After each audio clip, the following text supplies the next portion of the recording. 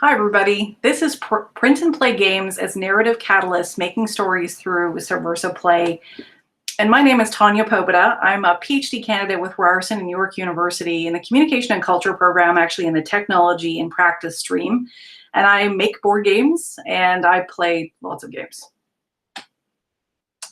So one of the things we're going to be talking about today is this print and play movement in tabletop game design and how it's democratizing, how it opens the door for a lot of game designers, and it actually allows you to create narratives in a way that is incredibly fun, takes some of the terror away from the blank page, and you can actually use gamified elements to write these very rich narratives. And I'm going to share some of them with you today, where I've written some high fantasy narratives, or I'm journaling as a vampire with some of these games, and it actually creates these really unbelievably cool stories that kind of allow you to connect with your own narrative as well.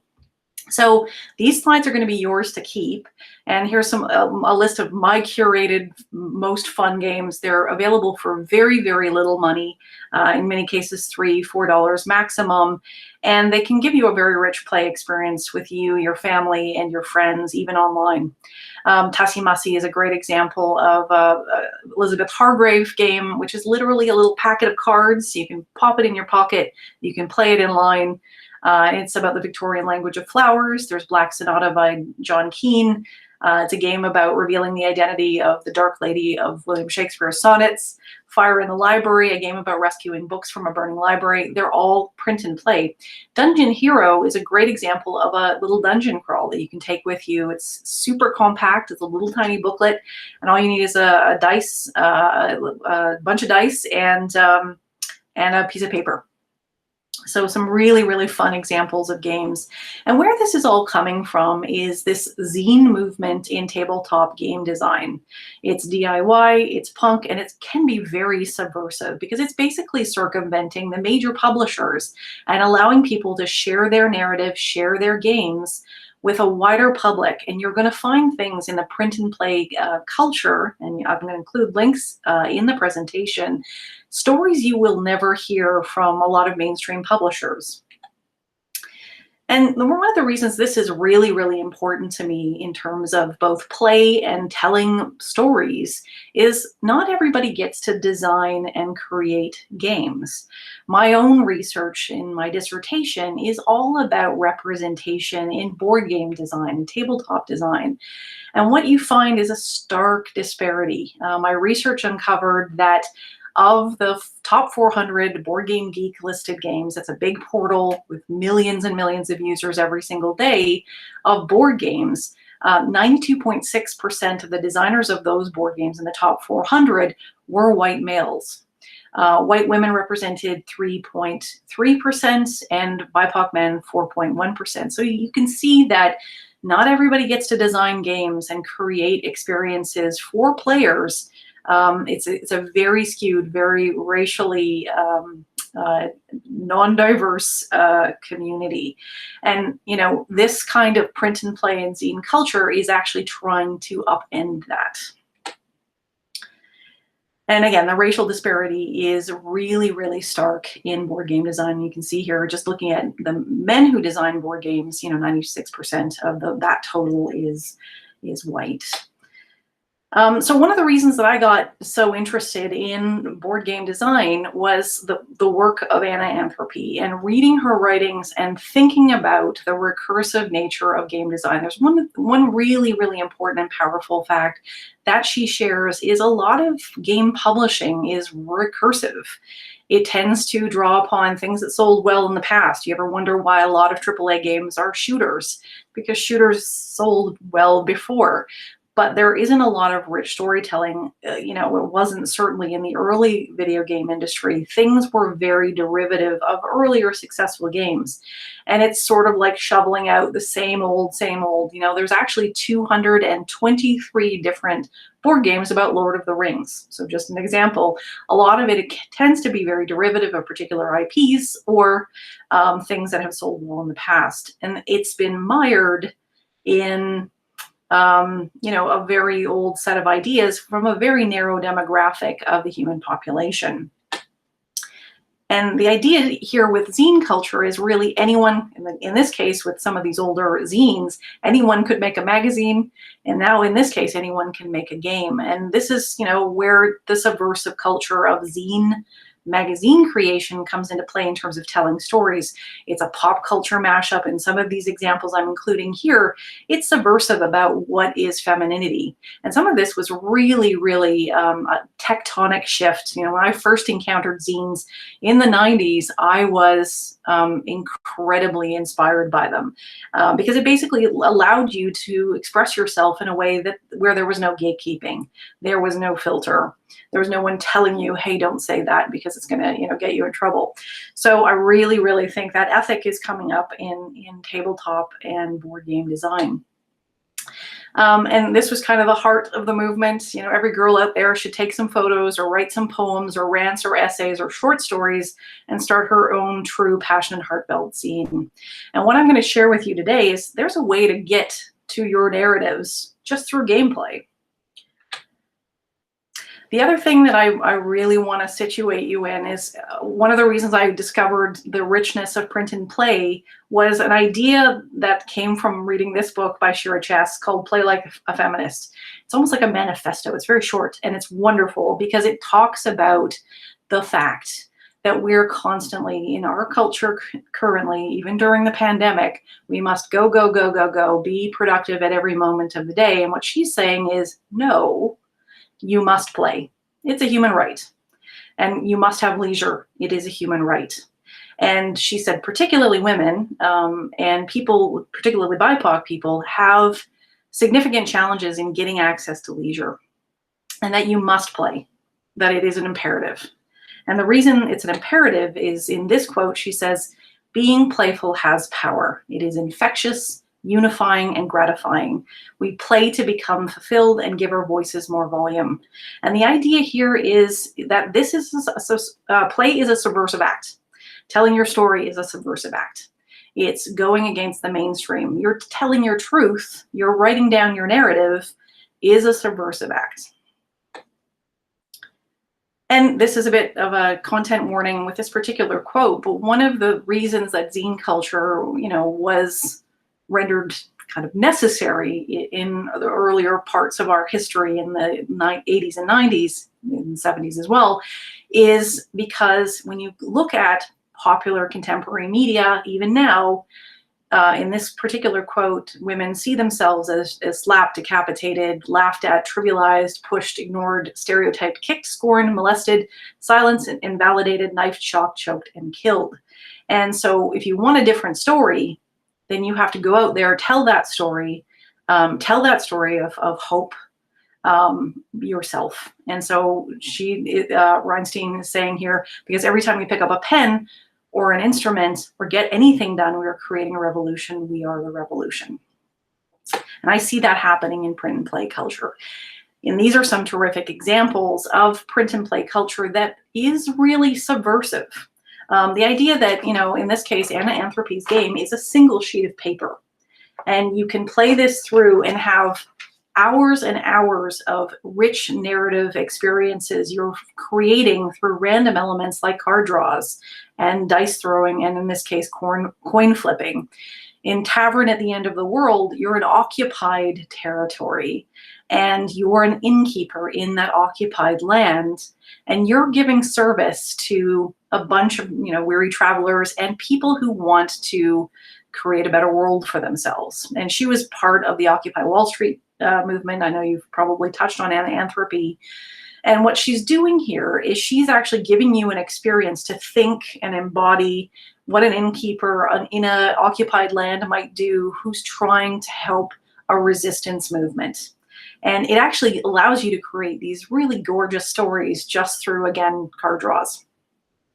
Astrology from Hell is a brilliant little zine. So is All My Exes Are in Mech Suits, which is a game for 3 people. Tavern at the End of the World is more of a solitary experience, although you can bring other people in to tell stories, and it can be quite hilarious.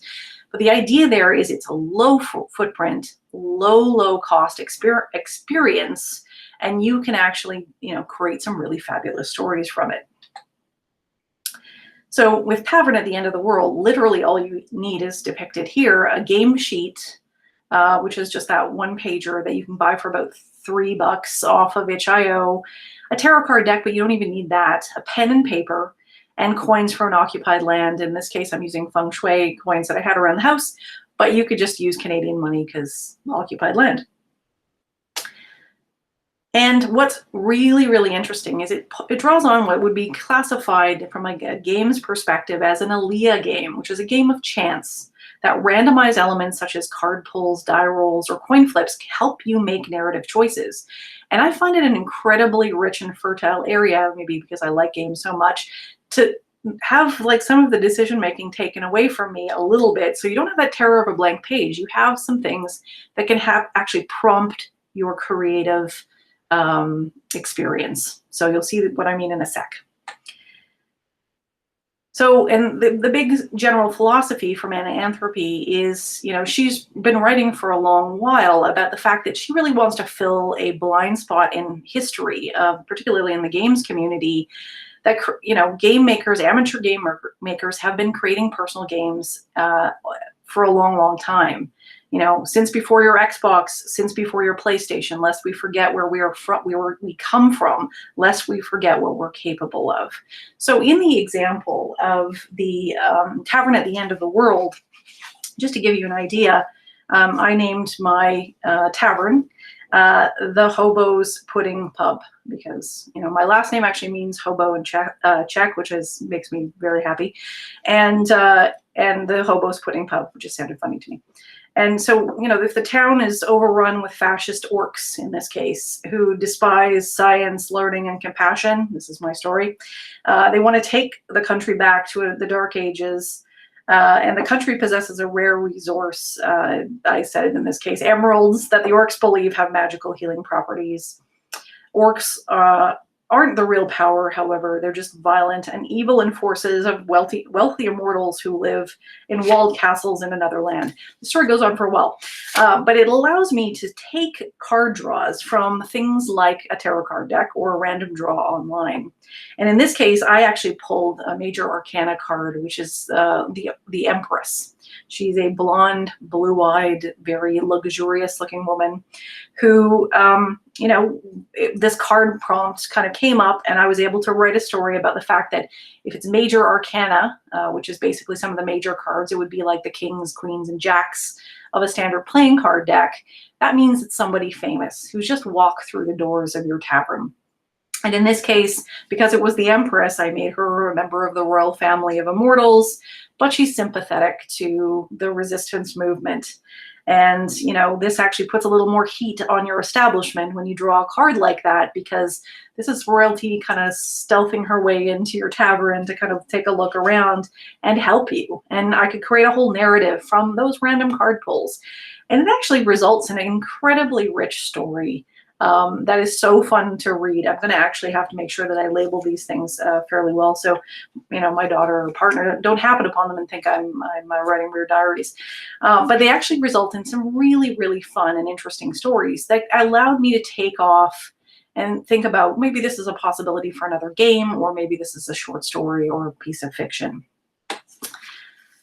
So here's some links to the games that I'm talking about. You know, there's obviously Tavern at the End of the World. This is a link to All My Exes Are in Mech Suits, which is a game for 3 people. And I'm also going to talk about 1,000-Year-Old Vampire by Tim Hutchings, who is doing all kinds of interesting things from a zine perspective for his game design. And in this case, you know, again, some of the notes that you take, even with something like Dungeon Hero, which is mostly about like stats, you can actually go back over your narrative and say, okay, I fought, you know, a lightning bolt. I fought some, you know, cavernous enemies, some archers, a guard, an ambush.